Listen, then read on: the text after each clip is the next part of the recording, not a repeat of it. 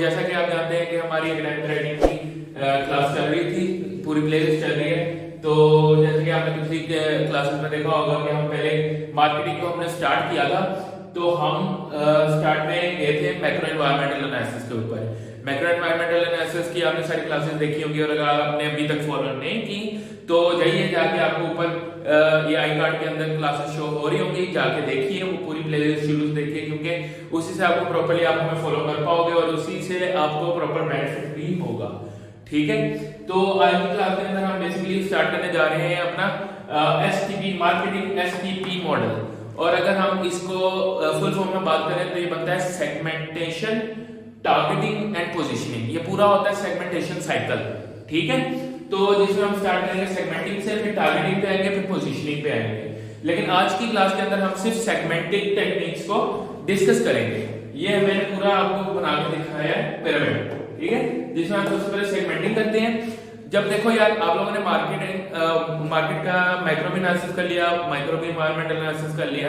ठीक है, micro environmental analysis आपको पता चल गया कि आप पे कौन सी फोर्सेस अप्लाई हो रही हैं। ठीक है, जिनको आप कंट्रोल नहीं कर सकते, लेकिन स्ट्रेटेजीज आप इस तरह की बना सकते हो जिनसे आप उनको मिनिमाइज कर सकते हो उनके इफेक्ट को।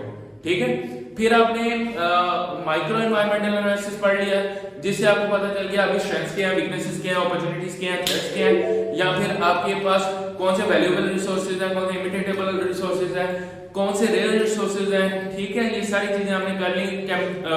कंपेटिटिव एडवांटेज कैसे लिया जा सकता है, हम मार्केट में कैसे ले सकते हैं, ये सारी चीजें होती हैं प्रोडक्ट डिजाइन से पहले। ठीक है, ये सारी चीजें आपने कर ली, आपने अपनी हर चीज जियोग्राफी सेट कर ली, हर चीज कर ली कि किधर आपने काम करना है। ठीक है, लेकिन अब बात आती है कि आपका कस्टमर कौन होगा। ऑब्वियसली मार्केटिंग का एक बेहतरीन रूल है कि एक कंपनी या फिर कोई भी एक बिजनेसमैन, एक एंटरप्रेन्योर पूरी मार्केट को एक पूरा सेगमेंट बना के नहीं लेके जा सकता। हम सबको सेटिस्फाई नहीं कर सकते अपनी प्रोडक्ट से। ये बात जो है हम कहते हैं पत्थर पे लकीर है, कंफर्म बात है। ठीक है, एक प्रोडक्ट से एक जो ब्रांड है वो सब कस्टमर्स को या पूरी मार्केट को, पूरी इंडस्ट्री को कैप्चर नहीं कर सकता।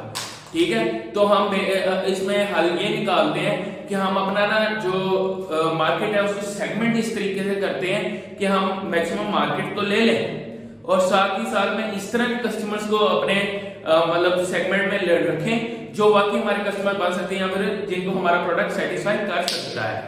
ठीक है, या करेगा इन फ्यूचर में, क्योंकि प्रोडक्ट अभी हमारा यहाँ पे है, हमारे दिमाग में है, अभी उसकी कोई फिजिकल शक्ल नहीं है। ठीक है, अभी हम उसको मार्केट को सेगमेंट करने जा रहे हैं। ठीक हो गया, तो सेगमेंटिंग के लिए ये चार टेक्निक्स ये आपके सामने नजर आ रही है। Demographic technique, geographic technique, behavioural technique, psychological technique.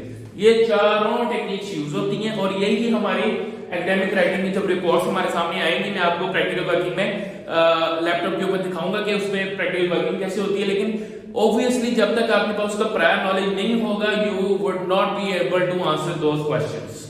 Okay, तो आप आंसर कर ही नहीं पाओगे उन क्वेश्चंस को जब तक आपके पास प्रायर नॉलेज, आपके पास मार्केटिंग का नहीं होगा।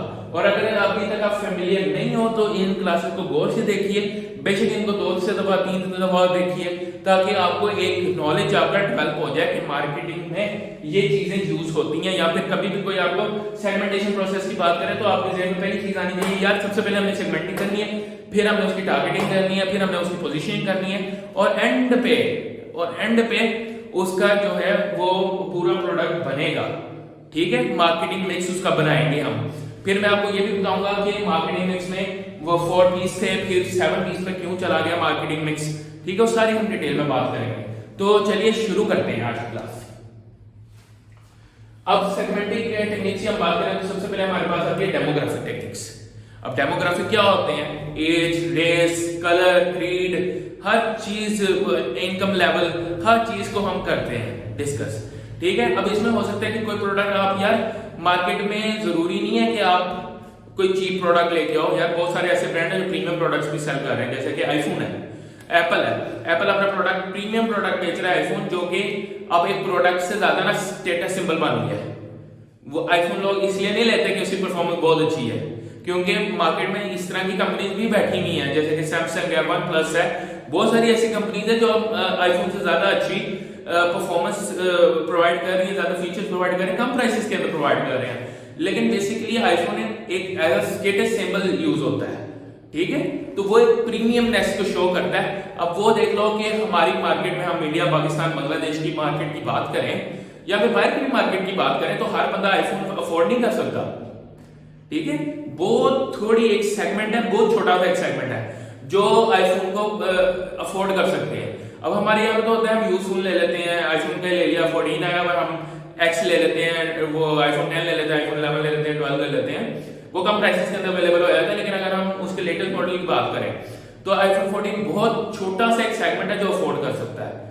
तो अब एप्पल, अब हम सोचेंगे यार उनका मार्केट सेगमेंट ही बहुत छोटा सा है, वो कैसे मतलब प्रॉफिट कमा सकते हैं। लेकिन अब हम देखो, अगर एप्पल ने वो सेगमेंट छोटा सा लिया है तो वो उस सेगमेंट को कितने अच्छे अंदाज से टारगेट कर रहा है, अपना प्रोडक्ट कितने अच्छे तरीके से उन्होंने डिजाइन किया है कि उस सेगमेंट के लोग उसको अच्छी तादाद में खरीद रहे हैं। और उनकी सेल्स वॉल्यूम अगर आप जाके देखो तो उनका अच्छा खासा सेल्स वॉल्यूम है and they are well satisfied with their sales. तो ये बात होती है डेमोग्राफिक्स के अंदर। डेमोग्राफिक्स के अंदर हम अपने कस्टमर को डिवाइड करते हैं, अगर हम मार्केट को सेगमेंट करें इस टेक्निक के थ्रू तो हम बेसिकली एज से कर सकते हैं। ऑब्वियसली अगर हम बात करें किसी भी लैपटॉप की, जैसे कि आईपैड है, सॉरी अगर हम बात करें उनके मैकबुक की, तो मैकबुक एक छोटे बच्चे के लिए नहीं है, वो business office mind set people के लिए या आईटी के जो प्रोफेशनल्स हैं उनके लिए है, जो कि एक्सट्रीम एडिटिंग सॉफ्टवेयर वगैरह यूज कर रहे हैं, ठीक है, उन लोगों के लिए है, छोटे बच्चों के लिए नहीं है, ठीक है। लेकिन अगर वहीं हम बात करें किसी भी गेमिंग पीसी या गेमिंग लैपटॉप की जिसमें आरजीबी लाइटिंग होती है, जैसे कि हम बात करें रेजर के हो गए लैपटॉप, उसके हो गए, एसस के हो गए, और बहुत सारी कंपनी है, एलियनवेयर हो गई, ठीक है, ओमेन होगी एचपी की, ये सारी वो कंपनीज हैं जो कि आरजीबी स्टाइल के लैपटॉप आपको बड़े अट्रैक्टिव स्पोर्टी लुक के साथ देते हैं, जो कि अट्रैक्ट करते हैं टीन्स को, जो गेमर्स हैं, जो यंगस्टर्स हैं, ना कि बूढ़े लोगों को, ठीक है, उन लोगों को कैप्चर कर रहे हैं, ठीक है। तो ये बात आ जाती है, वो अपनी मार्केट को सेगमेंट करते हैं डेमोग्राफिकली। अब जरूरी नहीं है कि आप एक टेक्निक यूज कर रहे हो, आप दो का कॉम्बिनेशन भी यूज कर सकते हो, बहुत सारी ऐसी कंपनी है जो 2 या 3 का कॉम्बिनेशन भी यूज करती है। अब जियोग्राफिक टेक्निक की अगर हम बात करें तो जियोग्राफिक टेक्निक में आ जाएगा कि आपका ऑब्वियस सी बात है यार, अगर आप इतनी बड़ी कंपनी बना रहे हो, लैपटॉप की कंपनी है, जैसे कि मैंने एक कंपनी के नाम ऊपर काम किया था जिसका मैंने नाम रखा था पैराडॉक्स, वो भी गेमिंग लैपटॉप बनाती थी, ठीक है, ये मैं थ्योरेटिकल वर्किंग की बात बता रहा हूँ, ठीक है, वो मैंने कंपनी ने डिजाइन की थी इस तरह। लेकिन अब वो जियोग्राफिकली बात करें तो एक जो लैपटॉप कंपनी है ऑब्वियसली वो एसएमई नहीं होगी, ठीक है, small to medium size enterprise की बात कर रहा हूँ, वो एसएमई नहीं होगी, वो एमएनसी होगी, मल्टीनेशनल कंपनी होगी। तो मल्टीनेशनल कंपनी होगी तो ऑब्वियसली वो different areas of the world के अंदर अपने प्रोडक्ट को लॉन्च करेगी, अपने प्रोडक्ट्स को सेल आउट करेगी, ठीक है, अपने प्रोडक्ट को पोजीशन करेगी वहां पे।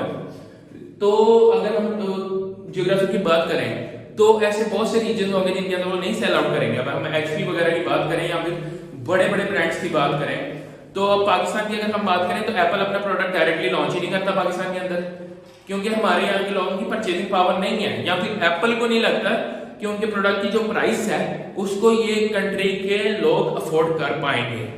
तो एप्पल यहाँ पे लॉन्च करते ही नहीं अपना प्रोडक्ट डायरेक्टली।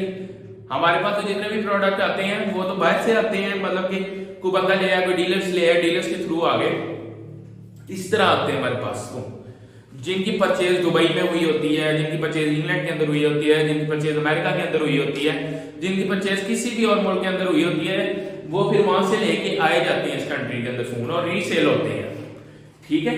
उनकी पहली सेल कभी भी पाकिस्तान के अंदर नहीं होती। एप्पल की अगर मैं आईफोन की बात करूं तो अब एप्पल की अगर हम एग्जांपल लें तो उन्होंने जियोग्राफिक स्ट्रेटजी लगाई हुई है सेगमेंट करने के लिए मार्केट, ठीक है। अब आपको मेरे ख्याल से बेटर अंडरस्टैंडिंग होगी कि जियोग्राफिक टेक्निक कैसे काम करती है।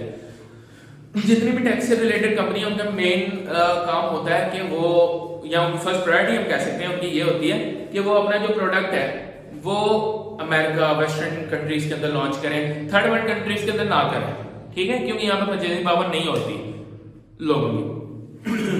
उसके बाद अगर हम बिहेवियर टेक्निक की बात करें तो यहाँ पे सारी बात आ जाती है कंज्यूमर बिहेवियर के ऊपर कि आपका कंज्यूमर कितनी देर बाद परचेज करता है, आपकी कंज्यूमर को आपका मतलब प्रोडक्ट है कितनी देर में परचेज करता है। जैसे हम बात कर लेते हैं किसी भी लैपटॉप की, गेमिंग लैपटॉप की, तो गेमिंग लैपटॉप जो है हर जो कंज्यूमर है मतलब रोजाना तो नहीं परचेज कर रहा होता ऑब्वियसली।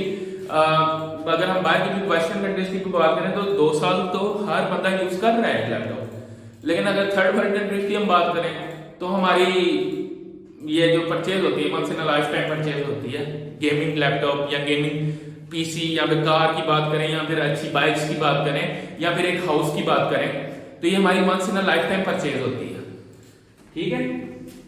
और अगर हम साइकोलॉजिकल बात करें तो ये टेक्निक यूज होती है बेसिकली कि हमारा जो कंज्यूमर है उसकी पर्सनैलिटी कैसी है, वो किस तरीके से सोचता है, उसकी थिंकिंग जो है उसको क्या क्या चाहिए अपने प्रोडक्ट के अंदर, उसकी पर्सनैलिटी के साथ उसका प्रोडक्ट मैच करेगा कि नहीं करेगा, ठीक है। अगर हम बात करें इसी में कि आईफोन जो है, जो इसकी जो लुक्स हैं वो कोई स्पोर्टी लुक्स नहीं है, लेकिन वो प्रीमियमनेस को शो करती हैं, वो एक प्रेस्टीज को शो करती हैं, ठीक है। वो प्रोडक्ट प्रेस्टीजियस है, उसकी लुक्स, उसकी डायमेंशंस जो हैं वो एक हाई सेगमेंट की बात करती है कि यार ये अमीरों के लिए है, ठीक है। तो एक अमीर बंदा जब वो परचेज करता है तो उसको एक प्राइड फील होती है, उसको प्रेस्टीज फील होती है उस प्रोडक्ट को परचेज करके, ठीक है। तो आज के लिए हमारी ये सेगमेंटिंग टेक्निक सारी मैंने आपके साथ डिस्कस कर ली है। हमारी आज की क्लास में यही हमने सेगमेंटिंग टेक्निक्स को ही करना था डिस्कस।